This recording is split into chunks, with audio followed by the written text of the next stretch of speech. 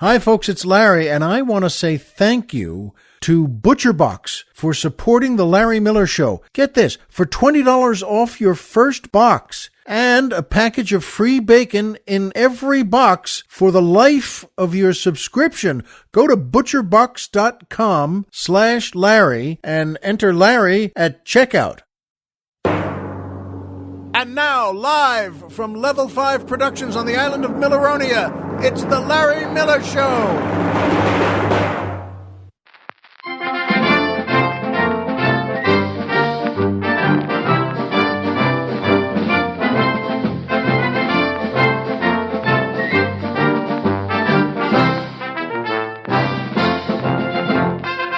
Good evening, Mr. and Mrs. America, and everyone who knows who Sergeant Henry Gunther is.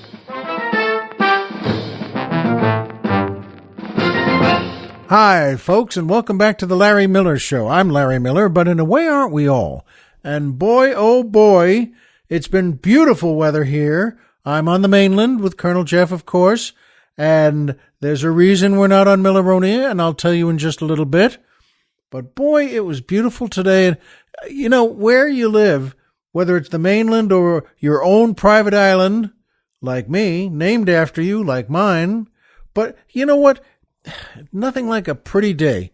And the music always makes me feel so good. Of course, that's the Stan Lee Orchestra and the Kitty O'Neill Dancers, featuring boy tenor Brad Simpson asking the musical question, since Milleronia was founded, have any of the volcanoes erupted? And if so, did the citizens keep calm and Larry on? Good question, Brad. And by the way, just to tell people, Brad knows, and most of you know, but just to tell anyone who's a new listener, I have on Milleronia 3 volcanoes that I have named and that I use. There's volcano number 1, volcano number 2, and that's right, volcano number 3. And anyone who doesn't do what I want and what I like, and it doesn't happen much anymore, but when it did and when it does, they get a walk up to volcano number 1, and if it's really bad, they get a walk to volcano number 2. I still haven't decided what to do with volcano number 3 yet, but it's so bad. Volcano number 1, come on, you get thrown in, and, you know, volcano, you get burned up in just a second. And volcano number 2 is, oh boy, you get burned up and yelled at. That's pretty bad. But you know what? These volcanoes are, well, they're one of the rocks of foundation for Milleronia and for my leadership. So you know what? And Brad was wondering, hey, wait a minute, did any of these guys ever revolt or decide just to erupt? And did the citizens keep calm and Larry on? Which, as you know, is our slogan. That's our motto. And yes, by the way, the citizens are always loyal and faithful, but that's not the point. Yes, Brad, one of the volcanoes did. He planned a personal revolution to destroy Milleronia and kill everyone and kill me. And yes, I heard about it, by the way. I have my sources here, but especially on Milleronia, for crying out loud. Folks, I went to him, that volcano, alone. I went to him alone, demanded, he looked away even, just pretended that nothing bad was going on. I demanded he look at me, and then I said, I dare you. And I'm here to tell you that was enough for him. And he immediately surrendered in terror and bowed his volcano head and swore I would never have to worry about him again. And I haven't, and I don't. But entre nous, I keep a good eye on him now. I don't trust anyone in the volcano team. But you know what? Great question, Brad. Did it happen? Yes. Did I fix it? Yes. And did the citizens keep calm and Larry on? Oh, yes. And, I mentioned Stan Lee there, the great Stan Lee, who just passed away. And as you must know, really created something so wonderful in the whole world of comic books and in characters that were that became part of fantasies and movies. And this is quite a fella. And he lived and did so much great work and just passed away at age 95. So right now, he's creating other things. And they could use him up there, too. We could use him everywhere. So thank you, Stan. And Kitty O'Neill also just passed away, too. She did many great things in Hollywood. Boy, she set the land speed record for women in 1976. Her speed for the record was 512 miles per hour, which is astonishing. She beat the previous record by almost 200 miles per hour. And her record stands to this day. That's pretty good. And, she was also a stunt woman for Bionic Woman, Wonder Woman, and Mattel even made a doll of her. She was very successful and worked all the time and did a great job all the time. And by the way, here's something else. She was deaf since being a little girl. She was 100% deaf and did all of this without being able to listen or hear or respond to anything. Boy, oh boy, that's a pretty good lesson for all of us, isn't it? Next time you think, oh, I can't do this, I can't succeed here, they won't let me in to do this. Yes, they will. Remember Kitty O'Neill and the great Stan Lee. And by ButcherBox. That's right, folks. I am so happy to be with these folks at ButcherBox. I mean, I can't tell you enough. Let me tell you something now. Thank you to them, first of all, for supporting our podcast. This is a product perfectly tailored for the Larry Miller Drinking Society. Let me tell you how ButcherBox works. You choose from curated boxes, including a mix of high-quality beef, chicken, pork, or customize your own box. The meat is frozen at the peak of freshness in individual vacuum-packed biodegradable packaging, and each box is shipped with a carefully calculated amount of dry ice to ensure it remains frozen after it reaches your doorstep. These folks really know what they're doing. ButcherBox delivers grass-fed and grass-finished beef, free-range organic chicken, and heritage breed pork, so you can cook with peace of mind knowing you're eating healthy, high-quality meat. And it's so convenient. They do a great job. Think of ButcherBox as your neighborhood butcher. You get quality beef, chicken, and pork delivered right to your door. You choose your delivery frequency, and each box includes recipe cards with tips to cook quality meals, very high quality meals. ButcherBox sent me a box to try it out, and I loved it. And as you know, I don't lie to you, that stuff was great. And my wife and I cooked their chopped meat, and I mean that's like 4 meals in each package. Not for me, but I mean for most human beings. I mean it's great beef. And it's huge. And then they had a grass-fed beef brisket. And Eileen said, oh, I got to make that. And she's a terrific cook anyway. And she made it. She said it was so simple. She made kind of a stew with that in it. And then she cut it up. Folks, it was great. You know what? And she keeps saying to me, Larry, call them. Let's get more. And we are. And she even said, you know what? I don't care whether they give it to you. Just we'll order it. This is terrific food, and they send it in a great way, and she's right. You know what? The quality and the convenience really can't be beaten. So for $20 off your first box, that's pretty great, and a package of free bacon in every box for the life of your subscription, go to butcherbox.com/Larry and enter Larry at checkout. That's $20 off your first box and a package of free bacon in every box for the life of your subscription. Remember, go to butcherbox.com/Larry and enter Larry at checkout. These guys are good, and I'm glad they're with us and we're with them. And that brings me to my favorite part of the show, the joke of the week. I I love telling you jokes, and as I've said many times, and will say many more times, if you like them, keep them going, pass them along. You tell the joke to your friends, to your family, to your loved ones, and you know what? There's nothing better than keeping a great joke alive.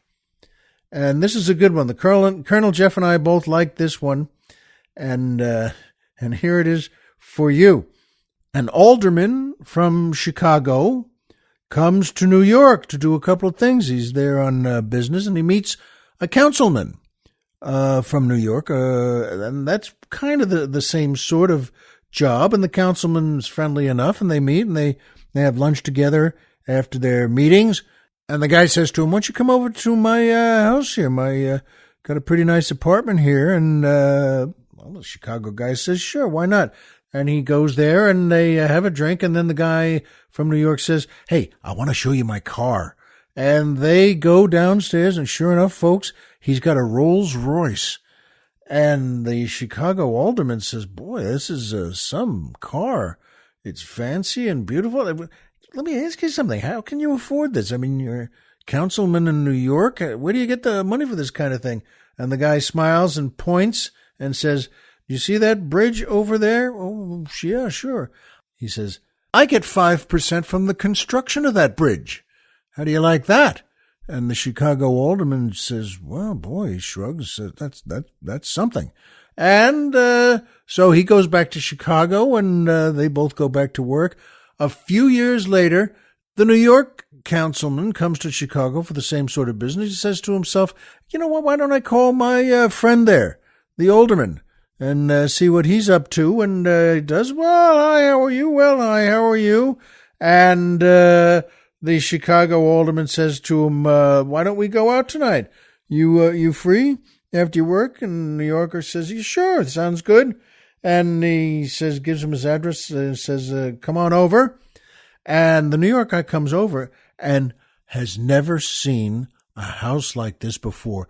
Did I say house? The word is mansion. It's unbelievable, but it's so big.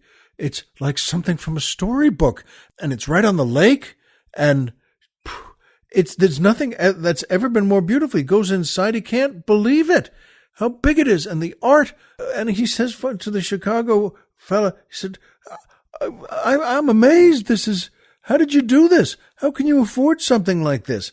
And the Chicago guy points out the window and says, "You see that bridge over there?" And the New Yorker says, "No." And the Chicago guy says, "Exactly."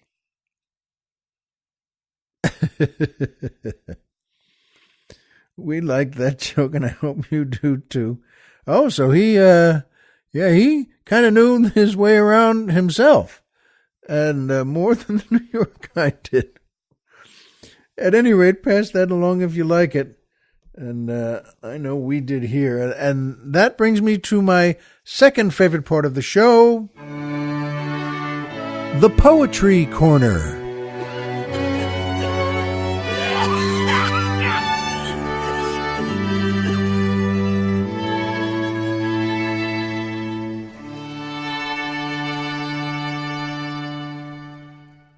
Ah, beautiful.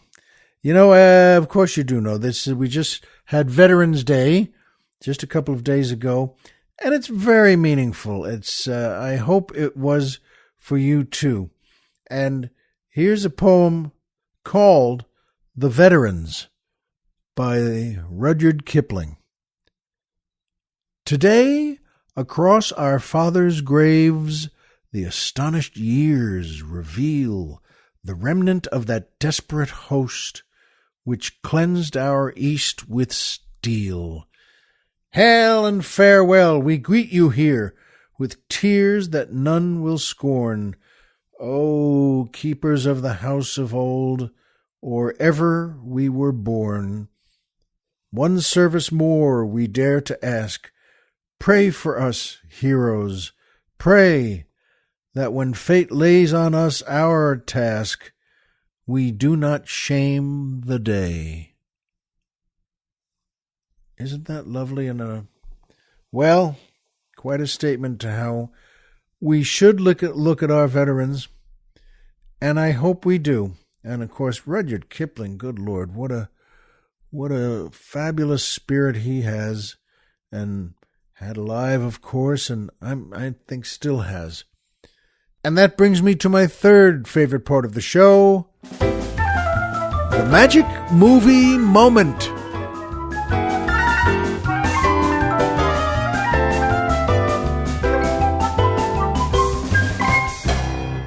And this is a wonderful movie.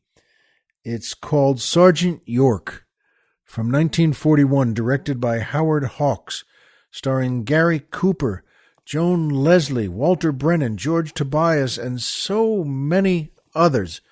It really is a wonderful movie, and in fact, Gary Cooper said this was his favorite part. This is a true story of the most decorated American soldier who charged in World War I, a German company, alone, with a .45 pistol in his hand, otherwise known as a 1911, and captured all of them, alone. And as I told you, Gary Cooper said it was his favorite part, and it's a true story. And that movie has many magic movie moments in it.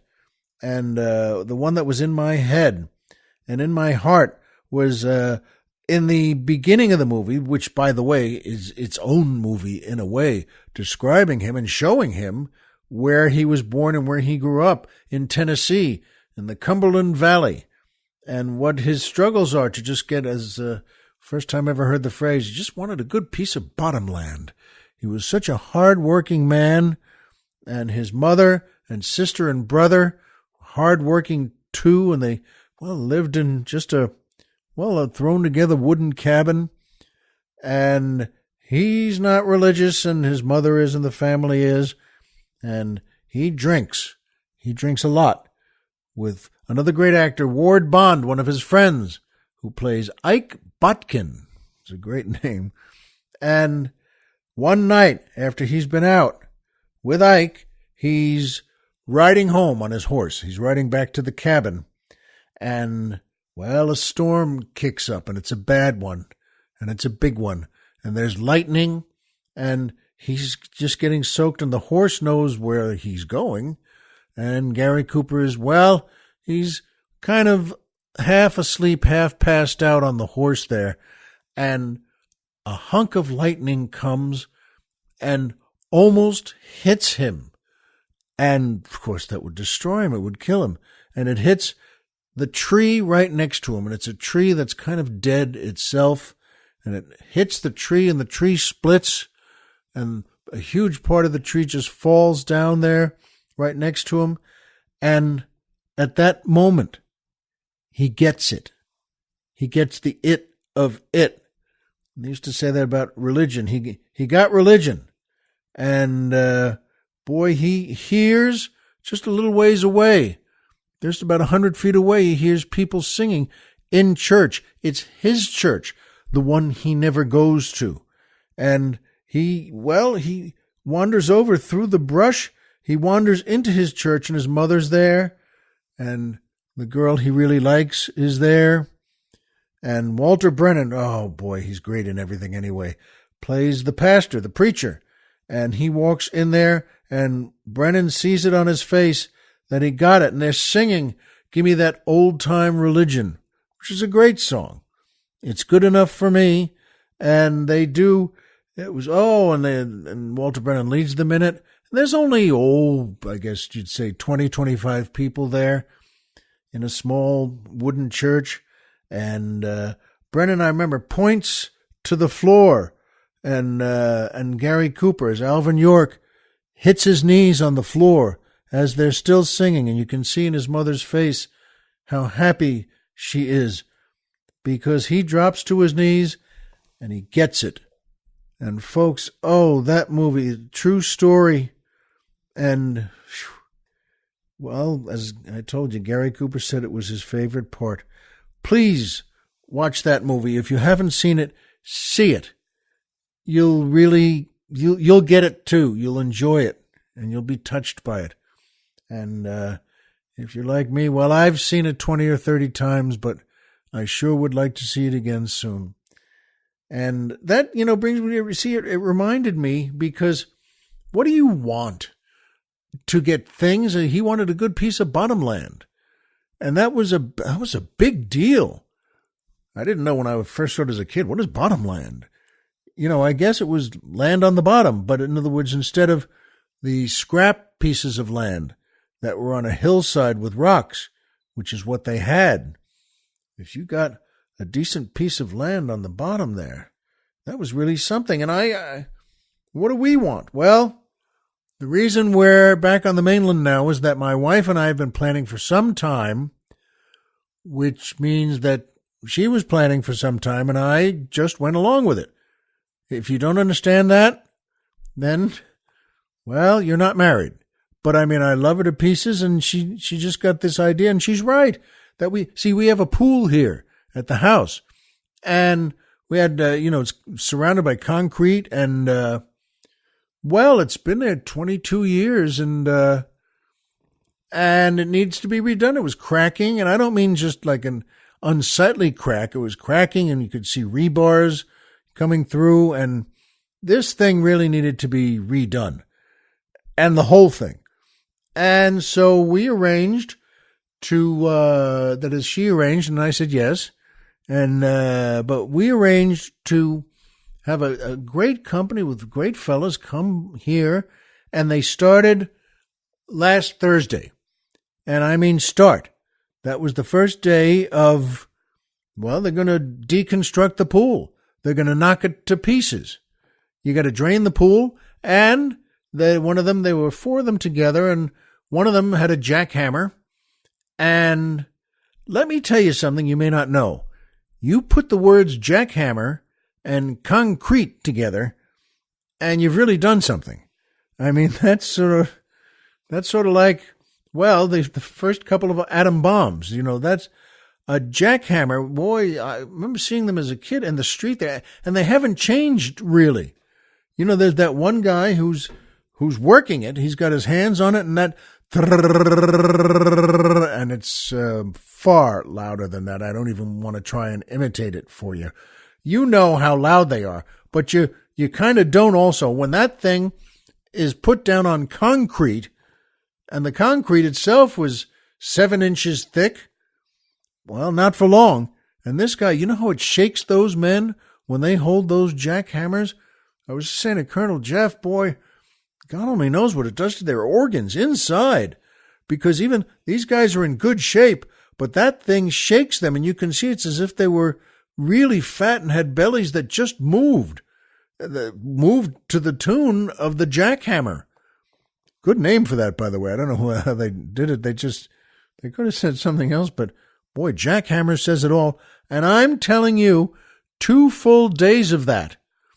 And it started the first half of the first day. My wife and I looked at each other and we just said, boy, that's loud, because that's going on the whole day, the entire day. So from half of the first day, you say, boy, that's loud. And then by the afternoon, around 4 or 5 o'clock, and they're still going. Then you say, okay, that's really loud. That's like crazy loud. But when they come back the next day, and by the way, they chip up all that concrete and they load it piece by piece into one of those great metal containers that we've all seen. You've seen them. They're big. They're 40 feet long and about 25 feet wide, made of steel. And they haul away. We had the first one out there, and they have the machines that they took into the backyard to pick up big scoops of the concrete that has been blasted apart by the jackhammer. And then they put that in the container. Then when that's full, and I mean full, I don't mean half full, I mean full with a big mound on top of it. Then the truck comes and takes that container away. They hook it up. God only knows what that thing weighs. And they hook it up, and he starts down the hill with it. And then there's another truck that comes just a few minutes later. Behind him comes up the hill with another container. And this one's empty. And that third, the second day, they start again. And these are good guys. They were all fine fellas, good pros, and, they didn't want to start too early. They were there early enough. But, you can't make CDs of this and hand them to the neighbors. But, boy, I'll tell you, folks, they started again with that jackhammer, and they filled the second container up. I mean, just bang, boom. And I kept thinking, how much is there? Now my wife and I are starting to say, why did we do this again? Because that's the natural process that we went through. You would go through too. Maybe you already have, with something you have to get done. And they filled the second container. And then, yes, a third container. Same thing. They dragged the second one away. Same truck comes, hooks it up, takes it down the hill. Another truck comes with an empty one, a third one. And that one is now filled with the same giant mound in the middle of it of concrete. And that finishes, after 2 days, that first piece of work, which is to just chop up the concrete so much, it leads your wife and you to say to each other, why are we doing this again? But, folks, it goes to show you, we're so lucky, you and I, to have groups like this that can do things like that. I don't know how they do it. I know the first step is gone, and it's now in the back. Well, it all looks like the surface of the moon, but that's okay, isn't it? I don't know. But, well, we're still going. They had a handful of fellas come now and start to put new stones in that kind of look the same to us as the old stones, but all right. Never mind that now. Again, I like these guys. These guys are pretty good. And I saw them and we started to talk about, well, Veterans Day, because it was still coming up on the weekend, and it was, as I said just a couple of days ago, but it was important to them, and it's very important to me. Veterans Day, especially this year. Folks, this Veterans Day was the 100th anniversary of the first one, the big one that ended World War I. And that's when they named it, as you may know, Armistice Day. And armistice means ceasefire. Now, it was changed officially when President Eisenhower signed the law that made it Veterans Day for all the veterans who have served in war. And, well, that's a lot of folks. And it's still very meaningful and almost romantic the way that end was decreed. Why did it start? And why is Veterans Day always on the 11th of November? Well, because when the ceasefire began, they all agreed that it would start on the 11th minute of the 11th hour of the 11th day of the 11th month. That wasn't a treaty, by the way. That just stopped the shooting, but that was a very big thing. There was so much in World War I. The treaty itself, the Treaty of Versailles, was signed a year later.